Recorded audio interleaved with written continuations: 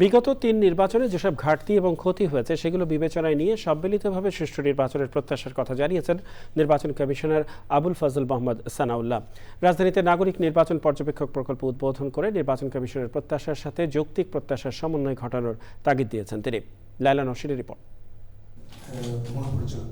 আসন্ন ত্রয়োদশ জাতীয় সংসদ নির্বাচন ও জুলাই চার্টার গণভোটের স্বচ্ছতা, অন্তর্ভুক্তি ও জনআস্থা নিশ্চিত করতে নাগরিক নির্বাচন পর্যবেক্ষণ নিয়ে alliance for fair election and democracy AFEDর প্রকল্পের আত্মপ্রকাশ।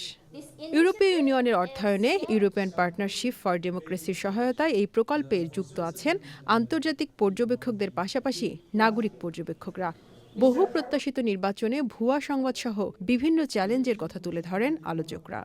সেনাবাহিনী জানেন তো অনেক করা, আমার মনে হয় এবার আইন শৃঙ্খলা নিয়ে তেমন কোনো সমস্যা হবে না। পোস্টাল ব্যালট নিয়ে কিন্তু ট্রান্সপারেন্সির একটা ব্যাপার আছে, ডিটেইলস ট্রান্সপারেন্ট এটা দেখালে পোস্টাল ব্যালট নিয়ে কোনো আমার মনে হয় না কোনো অসুবিধা হবে। নানান ধরনের ফেক নিউজ থাকবে, মিস ইনফরমেশন অ্যান্ড ডিসইনফরমেশন থাকবে। এইগুলোর উপরে যদি ভিত্তি করে অবজারভাররা যদি কোনো রিপোর্টিং করেন, তার থেকে মারাত্মক একটি বিশৃঙ্খলা তৈরি হতে পারে। নির্বাচন কমিশনার সানাউল্লাহ বলেছেন, বিগত ৩ নির্বাচনে যেসব পর্যবেক্ষক নিরপেক্ষভাবে দায়িত্ব পালন করেননি তাদের বাদ দিয়ে এবার পর্যবেক্ষক নির্বাচন করা হয়েছে।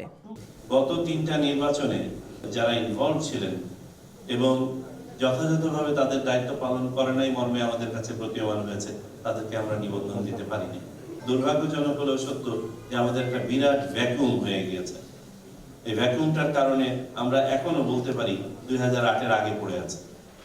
এই বাস্তবতায় আমাদের মনে হয় প্রত্যাশার সাথে আমাদের যৌক্তিক প্রত্যাশার মধ্যে একটা সমন্বয় ঘটাতে হবে। ভুয়া সংবাদের ব্যাপারে পর্যবেক্ষকদের সজাগ থাকার আহ্বান জানিয়ে তাদের সব ধরনের সহযোগিতার আশ্বাস দেন EC Sanaullah. Laila Naushin, Channel I, Dhaka.